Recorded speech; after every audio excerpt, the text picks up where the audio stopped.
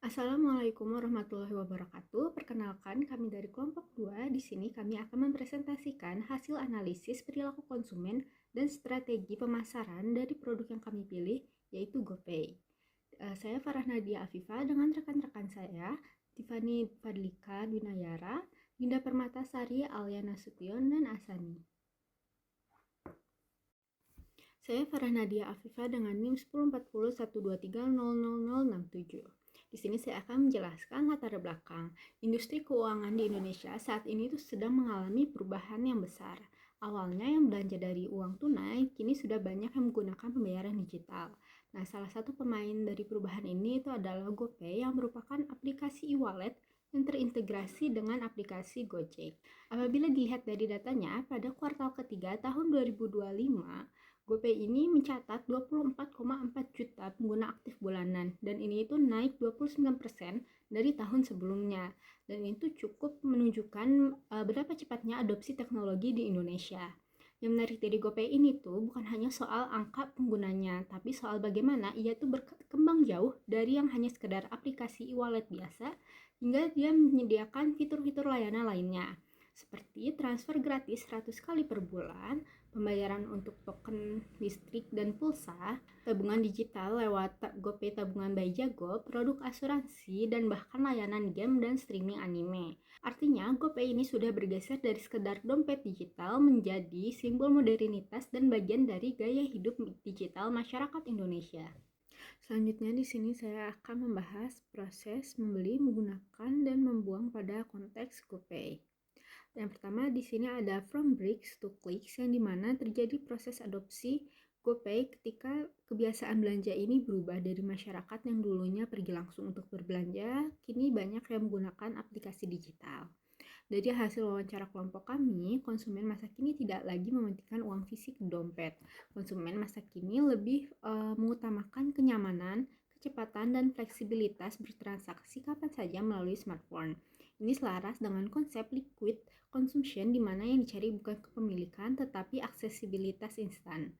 Dua responden kami yaitu mahasiswa dan pekerja kantoran sama-sama memutuskan untuk menggunakan GoPay karena kemudahan transaksi, banyaknya promo, bebas biaya transfer, dan kemudahan pemesanan ojek dan atau makanan lewat satu aplikasi yang sama. Selanjutnya di sini ada point of purchase display. Setelah mereka mengadopsi GoPay, keputusan untuk membayar menggunakan GoPay itu juga dipengaruhi oleh stimulus visual yang mereka temui di titik pembelian. Stiker kris GoPay yang dipasang di meja kasir atau di etalase toko terbukti ampuh untuk memicu ingatan konsumen untuk langsung mengeluarkan smartphone mereka. Ini tuh yang disebut dengan point of purchase display. Dari wawancara kami dengan salah satu pemilik warteg, beliau menyebutkan bahwa tanda kris GoPay sengaja dipajang agar mayoritas pelanggannya yang merupakan mahasiswa dan pekerja muda itu bisa menggunakan kris GoPay sebagai pembayaran digitalnya. Selanjutnya ada motivasi penggunaan. Kenapa sih orang-orang menggunakan GoPay dalam rutinitasnya? Ada dua motivasi utama. Yang pertama motivasi utilitarian dan yang kedua hedonik. Yang pertama, motivasi utilitarian yaitu dorongan praktis untuk memudah hidup mereka. Misalnya, transfer uang ke rekan kerja tanpa biaya admin, bayar tagihan listrik lebih mudah dan murah, atau menghindari drama uang dengan kembalian receh. Yang kedua, ada motivasi hedonik, yaitu dorongan mencari kesenangan. Misalnya, mengisi saldo untuk main game atau membeli makanan favorit saat bersantai di akhir pekan. Selanjutnya ada mental budgeting. Yang menariknya, selama penggunaan memakai GoPay, konsumen juga menerapkan apa yang disebut dengan mental budgeting. Mereka menyisihkan sebagian jumlah saldo mereka di aplikasi khusus untuk mengontrol pengeluaran harian. Namun, ketika muncul notifikasi promo atau cashback dari GoPay, pola pengeluaran itu bisa berubah seketika. Saldo yang tadinya sudah dianggarkan bisa langsung terpakai untuk pembelian impulsif karena tergoda promo. Jadi GoPay secara tidak langsung memfasilitasi kedua hal ini sekaligus, kontrol keuangan dan pembelian spontan. Misalnya juga ketika user sedang bermain game, terkadang ada promo yang bekerja sama antara game dan aplikasi GoPay. Misalnya ketika user membeli skin atau diamond dari game tersebut, maka akan mendapatkan cashback yang dimana itu akan menguntungkan dari sisi usernya juga, sehingga user bisa tertarik untuk melakukan pembayaran. Selanjutnya ada evaluasi pasca penggunaan. Terakhir, setelah bertransaksi, konsumen akan mengevaluasi pengalaman mereka yang dijelaskan melalui prinsip expectancy disconfirmation, yaitu membandingkan harapan awal dengan kenyataan yang mereka rasakan. Dari riset lapangan kami, para pengguna merasakan kepuasan yang sangat tinggi. GoPay dinilai cepat, aman, dan jarang mengalami gangguan dan didukung layanan bantuan konsumen 24 jam. Kepuasan yang konsisten ini meminimalisir munculnya rasa ragu ataupun disonansi pasca pembelian dan pada akhirnya membangun brand loyalty yang kuat dalam jangka panjang. Itulah mengapa pengguna GoPay cenderung bertahan dan terus menggunakan layanan ini. Pada bagian identitas dan diri, GoPay tidak hanya berfungsi sebagai alat pembayaran digital, tetapi juga menjadi bagian dari cara seseorang menunjukkan identitas dirinya. Menurut teori dari Wix 10 dan Solomon dan Russell, konsumen sering menggunakan produk atau merek tertentu untuk mengekspresikan siapa diri mereka dan bagaimana mereka ingin dipandang oleh orang lain. Dalam kasus GoPay, pengguna biasanya identik dengan karakter yang modern, praktis, dan terbiasa menggunakan teknologi dalam kehidupan sehari-hari. Penggunaan GoPay menunjukkan bahwa seseorang nyaman dengan perkembangan digital dan lebih memilih cara yang lebih cepat dan efisien dalam melakukan transaksi. Selain itu, terdapat konsep "we consume to express our identities" yang menjelaskan bahwa konsumsi dapat menjadi bentuk ekspresi diri. Misalnya ketika seseorang lebih memilih membayar menggunakan kris dibandingkan uang tunai. Hal tersebut tidak hanya karena lebih praktis, tetapi juga mencerminkan gaya hidup yang modern dan digital. GoPay juga dapat dijelaskan melalui konsep extended self, yaitu ketika suatu produk yang digunakan secara rutin menjadi bagian dari identitas seseorang. Karena digunakan untuk berbagai kebutuhan seperti pembayaran makanan, transportasi, dan transfer uang, GoPay sudah menjadi bagian dari rutinitas sehari-hari penggunanya. Kemudian ada konsep digital self yang menunjukkan bahwa identitas seseorang saat ini juga dibentuk melalui penggunaan teknologi digital. Dengan menggunakan GoPay, konsumen menunjukkan bahwa mereka merupakan bagian dari masyarakat yang terbiasa dengan layanan digital dan gaya hidup cashless. Jadi dapat disimpulkan bahwa GoPay tidak hanya berfungsi sebagai alat pembayaran, tetapi juga menjadi bagian dari identitas dan cara konsumen mengekspresikan dirinya di era digital. Selanjutnya adalah kepribadian, nilai, dan gaya hidup yang mempengaruhi keputusan konsumen dalam menggunakan GoPay. Menurut Solomon dan Russell, serta materi Wix 11, kepribadian, nilai, dan gaya hidup merupakan faktor penting yang mempengaruhi perilaku konsumen dalam memilih suatu produk. Dari sisi kepribadian, pengguna GoPay umumnya memiliki karakter yang menyukai kemudahan, kepraktisan, dan efisiensi. Mereka lebih memilih metode pembayaran yang cepat dan sederhana dibandingkan harus membawa uang tunai atau mencari uang kembalian. Dari sisi nilai, pengguna GoPay cenderung mengutamakan efisiensi, kenyamanan, dan kemudahan. Hal ini karena berbagai transaksi dapat dilakukan hanya melalui satu aplikasi sehingga lebih menghemat waktu dan tenaga. Hubungan antara fitur GoPay dan nilai yang dicari konsumen dapat dijelaskan melalui konsep means and chain model. Dalam konsep ini, fitur seperti kris dan transfer instan memberikan manfaat berupa transaksi yang lebih cepat dan praktis. Manfaat tersebut kemudian menghasilkan nilai yang lebih besar bagi konsumen, yaitu efisiensi dan kenyamanan. Selain itu, penggunaan GoPay juga sangat berkaitan dengan gaya hidup masyarakat saat ini. Banyak mahasiswa dan pekerja muda yang memiliki gaya hidup digital, di mana berbagai aktivitas seperti memesan makanan, menggunakan transportasi online, berbelanja, hingga membayar tagihan dilakukan melalui smartphone. GoPay juga mendukung gaya hidup cashless yang semakin berkembang. Banyak orang merasa pembayaran digital lebih praktis, cepat, dan sesuai dengan kebutuhan masyarakat yang memiliki mobilitas tinggi. Jadi dapat disimpulkan bahwa penggunaan GoPay dipengaruhi oleh kombinasi antara kepribadian yang menyukai kepraktisan, nilai yang mengutamakan efisiensi dan kenyamanan, serta gaya hidup digital yang semakin berkembang di masyarakat. Halo teman-teman semua, perkenalkan nama saya Nima Dedinda Permata Putri. Di sini saya akan menjelaskan bagian dari identitas sosial dan budaya. Jadi, menurut Solomon, identitas sosial dan budaya memengaruhi bagaimana seseorang memilih dan menggunakan suatu produk. Pada GoPay, hal ini terlihat dari berbagai kelompok pengguna yang memiliki kebiasaan digital yang berbeda-beda. Contohnya, yang pertama yaitu, ini berdasarkan hasil wawancara, yang pertama yaitu mahasiswa. Menggunakan GoPay karena kris sudah umum di berbagai UMKM, di berbagai penjualan apapun, kris sudah umum. Jadi mahasiswa lebih milih yang praktis. Yang kedua adalah pada pekerja kantoran. Jadi pekerja kantoran itu lebih memilih menggunakan digital seperti GoPay karena lebih mudah untuk patungan, lebih mudah untuk transfer, dan lebih cepat, lebih praktis. Yang ketiga adalah UMKM menyediakan GoPay. Ini real case kita wawancara pada UMKM Warteg di PGA. UMKM menggunakan GoPay karena banyaknya mahasiswa-mahasiswa yang lebih memilih pembayaran digital seperti GoPay dibanding pembayaran menggunakan cash dan mengumpulkan uang-uang kertas, uang-uang receh untuk pembayaran agar tidak ada kembalian. Selain itu, GoPay juga menyediakan budaya digital seperti GoPay Syariah dan juga kampanye Ramadan. Di sini GoPay menunjukkan kemampuannya menyesuaikan diri di budaya yang berkembang di masyarakat Indonesia. Oke, yang ketiga saya akan membahas tentang budaya. Jadi, menurut Solomon dan Schiffman, budaya itu mempengaruhi bagaimana konsumen menerima dan menggunakan produk-produk itu sendiri. Pada GoPay, budaya yang paling terlihat adalah perubahan dalam bertransaksi. Kalau kita lihat ke belakang 20 tahun yang lalu, orang-orang itu dalam bertransaksi masih menggunakan cara yang tradisional, yaitu menggunakan uang tunai. Kalau sekarang kita lihat sudah banyak yang menggunakan transaksi digital, bahkan gen milenial dan beberapa gen X juga menggunakan transaksi digital. Jadi transaksi digital sekarang sudah menjadi kebiasaan sehari-hari. Selain itu, perkembangan teknologi seperti sosial media, industri vintage sudah membiasakan untuk melakukan pembayaran itu menggunakan digital, sehingga itu mendorong kita semua untuk melakukan belajar dan menggunakan layanan pembayaran digital seperti GoPay. Oleh karena itu, GoPay tidak hanya alat pembayaran digital saja, tetapi sekarang juga sudah menjadi budaya transaksi modern di Indonesia. Kita bahas ke materi yang kedua, yaitu pengaruh kelompok dan kelas sosial.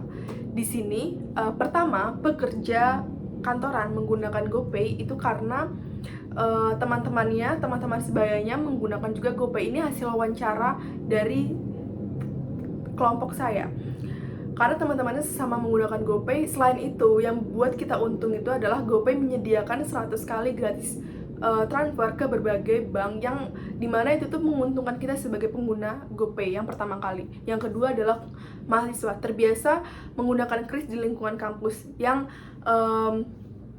sehingga pembayaran digital itu menjadi hal yang umum untuk mereka. Ketiga, pelaku UMKM. Karena hasil wawancara dengan ibu yang pemilik warteg itu, dia sudah membangun warteg sekitar 3 tahunan. Rata-rata orang tuh lebih terbiasa dengan pembayaran digital, sehingga ibunya menyediakan kris yang diciptakan dari GoPay itu sendiri. Selain itu, kelas sosial juga berpengaruh. Mahasiswa, pekerja muda, dan masyarakat perkotaan lebih cepat mengadopsi GoPay karena mereka lebih mudah menerima ilmu tentang digital. Oleh karena itu, penggunaan GoPay dipengaruhi oleh lingkungan sosial dan karakteristik teman-teman di sekitar kita. Perkenalkan, nama saya Zara Nasution dengan NIM 1040123000584. Saya akan membahas slide sosial, budaya, dan ekonomi terhadap GoPay. Yang pertama, faktor sosial. Faktor sosial itu sangat memengaruhi penggunaan GoPay. Apalagi ketika lingkungan sekitar kita seperti teman, rekan kerja, dan keluarga menggunakan GoPay, pasti ada percikan-percikan sedikit, kayaknya pakai GoPay aja biar lebih praktis dan mudahin transaksi sehari-hari, karena kayak temen aku juga make deh kayak gitu. Terus pasti temennya juga pakai GoPay aja karena gak pernah gangguan deh kayaknya. Akhirnya ada faktor sosial yang mengakibatkan menggunakan GoPay dalam transaksi sehari-hari. Terus di GoPay kan juga ada untuk menyimpan kalau misalnya nomornya udah ke-save. Jadi kita kalau mau transaksi tinggal cari nomornya aja, langsung transaksi kalau untuk sesama pengguna GoPay. Jadi kalau misalnya mau split bill, gak perlu nyari nomor rekening atau segala macamnya lagi. Nah, kedua ada faktor budaya. Faktor budaya itu karena sekarang budayanya udah cashless, tidak menggunakan tunai lagi. Dan orang juga udah jarang bawa uang tunai, jadi membuat masyarakat itu semakin terbiasa menggunakan pembayaran digital. Nah, GoPay menjadi bagian dari gaya hidup modern ini karena menawarkan kemudahan, efisiensi, dan kecepatan dalam bertransaksi. Saat ini pengguna kris yang menjadi kebiasaan baru di berbagai tempat seperti kampus, kafe, dan hingga UMKM. Terus ada juga faktor ekonomi. Nah, faktor ekonomi ini ketika GoPay memberikan manfaat bagi konsumen maupun pelaku usaha. Kenapa pelaku usaha? Karena di GoPay juga bisa kita buatin QR nerima untuk para UMKM. Jadi kita buat QR-nya tuh secara online aja. Jadi nanti untuk transaksi yang lainnya tuh bisa pakai krisnya.